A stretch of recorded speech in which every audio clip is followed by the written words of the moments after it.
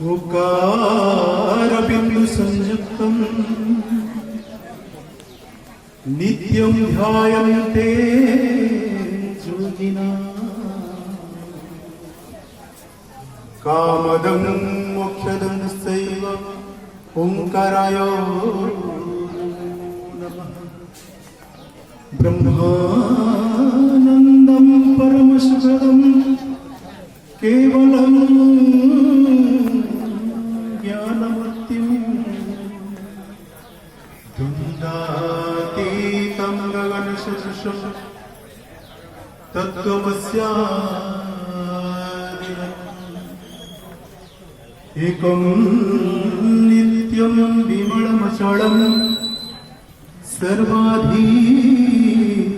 साखीभूतं भावातीतं त्रिगुणरहितं सद्गुरुत्वं नमामि, सद्गुरुत्वं नमामि। बोल सदगुरुदेव श्री मुनि महाराज की, मुनि समाज की, प्रेम से बोल जीव भगवान की, जीव भगवान की। आजिकार आयोजित सत्संग सभापति महोदय, मंच परिचालक, मंचासीन समस्त जोगीवृंद, सामने उपवेशन करिथिबा समस्त जोगी मुनि मुनिमती मुनि कुमार मुनि कुमारी ग्रामवासी समस्त अंतररस प्रेम जय जय। आज सत्संग मोर विचार रखा पूर्व ये जो देहखंडक जहाँ पाखर पाई मोर पिता माता जन्मदाता पिता माता स्मरण करते आज मुनि समाज सत्य सिद्धांत पर विचार को उपस्थापन करने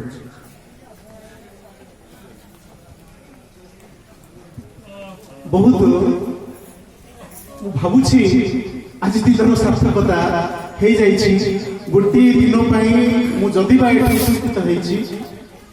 भावुची दिन सार्थकता हो जीवन सार्थकता कहीं आम चली जाते तीर्थ व्रत कौन कौन को जगह को जानती जीवन सार्थकता गंगार जाती बुड़ पकाती केते केते बार तो आम जाती जो ज्ञान गंगार उत्स आज साहस नड़िया साहस उत्स आज बाहर झरार झरी आसुची समस्त आत्मज्ञान प्रतीक भाव में समस्त आत्मज्ञानी उपस्थित अच्छा से आत्मज्ञान वर्षा जो ये जीव जीवन मुक्तर बाट को पाइबा तार सन्निकट होगा सुजोग करने आसर कि भाग्य आम समस्त सुकर्मे साधु संग पाई कुकर्मे असाधु निश्चित कौन ना कौन जन्म सुकर्मर फल आज आम गोटे स्थिर कर जीवन समय भर देखा जो पंचभौतिक शरीर को लेकिन आम ये पंचभौतिक शरीर भितर यार आयुष केते समय पर्यंत अच्छे जो माटी पानी पवन वायु आकाश से समय भितर ये जो क्षणिक समय हमको मिली जो आसर आम जो सुंदर ज्ञान बारी वर्षा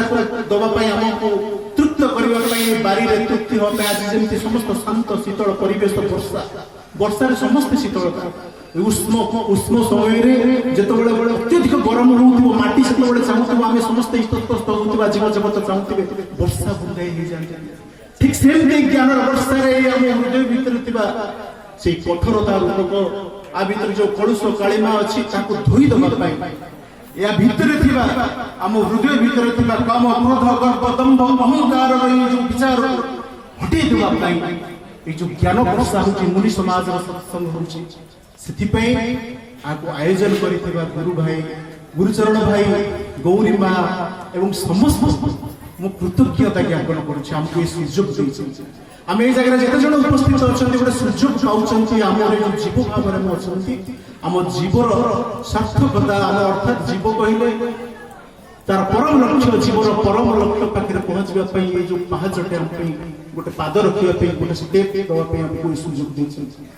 जहाँ समय आम विचारधारा को मुझे देखिली ना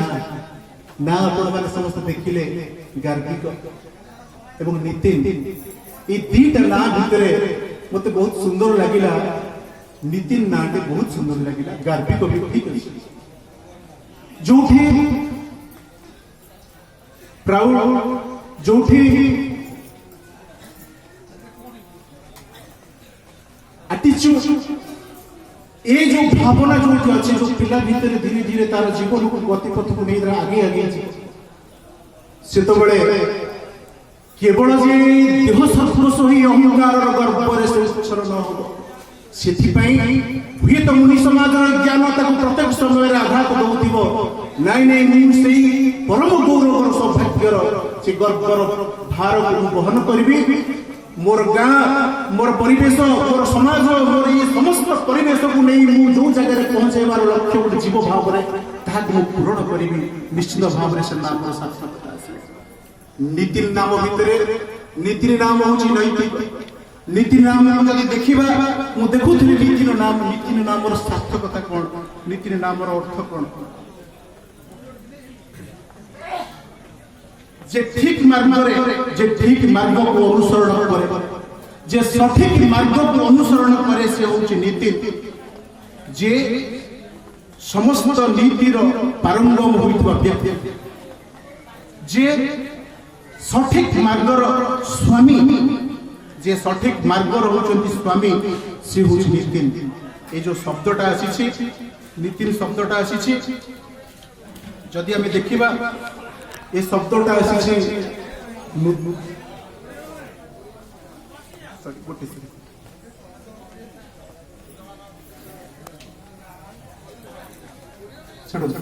এই जो शब्द आसीछि नितिन नैतिक एवं ईश ये दुईटा शब्द भितर नितिन शब्दर सृष्टि होछि मु आशा करिबी नितिन निश्चित भाव में तार जीवन सही मार्ग को सठिक मार्ग को से अनुसरण करे सठिक मार्ग कौन तो सठिक मार्ग को आज हम समस्त जिते जन उपस्थित अच्छा सप्तवाय चंद्र माध्यम ग्राम समस्त ग्रामवासी एवं समस्त मुनि मान एकाठी कौन आम एकाठी आम जीवन सठिक मार्ग केमती नब ये जो देह खंड मिली जिते प्रथम आस मातृ भूमिष्ठ हूँ ये संसार को आस आम प्रथम गोटे देहटे मिले से देह को किसी दिन पर से देहटा गोटे नामकरण गोटे नाम दि जाए प्रथम आमको मिले कौन ना गोटे देह आउ से देह सहित कौन थाए ना देह को प्रथम माटी पानी पवन जो देहटा आसला मुझे कथा को बारंबार कही आउ थे कह ये देह सहित आपंकर आसला कौन ये देह को सुरक्षित रखापी बचेगा जीवन भाव में कौन आसला ना प्राण जो प्राण ताहा सुरक्षा देला ये देह को सुरक्षा देला ये देह पाई पिला किछि दिन पर देह को नहीं गोटे नाम दिया गला जल्दी डायरेक्ट नितिन जल्दी दिया जाइछि सेमति तापर नाम को दिया गया वास्तव में ठीक कौन घटे ना धीरे धीरे धीरे धीरे ये जीव कौन करे ना ये देह एवं नाम जो दीटा दिन जो बाहर मिल गला से भाबुची धीरे धीरे धीरे से मुझे होची से एवं से छंद भीतर से पड़ी जाउछि तार निजर स्वरूप निजर स्वभाव से भूली जाउछि एवं परवर्ती समय से दुख कष्ट जंत्रणा हाहाकार जीवन को से लेकिन बचुछि तो वास्तव स्वरूप वास्तव नाम तार कौन से भूली जाउछि ताले तार वास्तव रूप वास्तव नाम कौन ताकू जणैबा पई मुनि समाज मुनि समाज जणै देबो जे तुमर वास्तव स्वरूप कौन मुनि समाज जणै दोछि तुमर स्थिति कौन तुमर अस्तित्व कौन तुम जो अहम जो भाव तुम्हें किए मुनि समाज से कथा को जणैबा को चाहछि तो मुझे विशेष जीवी नहीं खाली दुई तीन कथा कही चाहूँ जो शरीर हमको प्रथम मिलला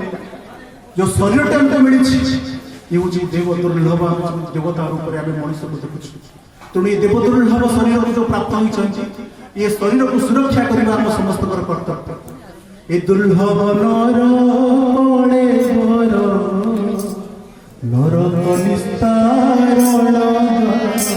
जो दुर्लभ शरीर पाई जहाँ आमको जन्म जन्मांतर समस्त प्रकार पुरुषकालीन को हटेगा शरीरटा पाई कहीं ना ये जन्म आम साधन सत्य ज्ञान को अनुसरण करवा एवं सत्य सिद्धांत को नहीं साधन कर निजर ମାର୍ଗରେ ଆଗକୁ ଯାଇ ଆମର ଏଇ ଜୀବନର ପରମ ମୁକ୍ତି ବାଟରେ ପହଞ୍ଚେ। ଏହା ତ ଜନ୍ମ ଜନ୍ମାନ୍ତରର ପ୍ରକ୍ରିୟା। ये बारंबार बारंबार बारंबार ये मनुष्य जन्म मृत्यु चक्र आसिक तार जीवन सार्थकता पाखरे पहुंचे। जेमती झरणाटे पहाड़ ऊपर आସୁଥିବା ଝରଣାର ସ୍ରୋତଟେ ଯାଇକି କୋଉଠି ମିଶି ଯାଏ, ସମୁଦ୍ର ଭିତରେ ମିଶି ଯାଏ, ସେତେବେଳେ ତାର ନାମ ସ୍ୱରୂପକୁ ହଜେଇଛି। ଏ ଜୀବ ଭାବନା ଥିବା ମଣିଷ ଆଜି ଯାହାକୁ ନେଇକି ସେ ଝରଣା ବୋଲି କହୁଛି, ନଦୀ ବୋଲି କହୁଛି, ଅହଙ୍କାର ଏଇ ଛୋଟେ କ୍ଷୀଣ ଅହଙ୍କାର ଭିତରେ ନିଜକୁ ସୀମିତ କରି ରଖିଛି, ତାର ବାସ୍ତବ ରୂପ ଯେ କେଡ଼େ ବିରାଟ ବଡ଼ ତାହାରି ଭିତରେ ହଜେଇ ଦେବା ପାଇଁ हजई देवा जो चिंतन आमको आवश्यकता अच्छी। तेणु से जो देह आम पाई देहर सार्थकता आम बहुत गुरुत्वपूर्ण। तेणु देह को सुरक्षा कर देह जदि आम सुरक्षित रहा निश्चित भाव में जिते दीर्घ चिकित्सा सदे शत वर्ष शतायु भव से समस्ते देह जिते पर्यंत सुरक्षित रते पर्यंत ये शरीर रूपक देह को नहीं आप साधन करी क्षेत्र आप साधन कर सिद्धि को प्राप्त करने सुजोग पाए। तेणु प्रथम कौन करा पड़ो ना देह को मुझे कहबी हे गार्गी हे गार्भिक हे नितिन तुम्हें प्रथम तुम दीर्घ जीवन को मुझे कामना कर तुम्हें दीर्घजीवी हो एवं दीर्घ जीवन सहित केवल तुम्हें भूली जाओ ना तुम वास्तव स्वरूप वास्तव असली स्वरूप तुम्हें जो बाह्य नाम रूप छंदे तुम अनेक देह जा बर्तमान गोटे देह आसी। तेणु ये देह भितर तुम न रही तुम प्रकृत नाम तुम प्रकृत तुम स्वरूप को तुम्हें जान शिवमुनि जो स्वरूप को जन पूर्णश्चिदानंद मयो शिवो अहम मु पूर्ण सच्चित आनंद स्वरूप मुझे आत्मा यही भाव को तुम्हें अनुभव कर नितिन तुम्हें निज को से भाव में कर मुझे चाहूँ तुम सुस्थ शरीर तुम शरीर जो सुस्थ रुम समस्त कर्म को तुम्हें सफल रूपायन कर जदि शरीर सुस्थ नहीं ताहले आपनकर मन सुस्थ रहिबो नहीं मन सुस्थ नथिले आपनकर प्राणर स्थिरता आसबो नहीं जेतबेले अति स्थूल सूक्ष्मति को बुझिबा पई जो बाटटे आप पाइबे ताहा को आप पाइ परिबे नहीं। तेणु आशा करी मुनि समाज से सिद्धांत को नहीं आज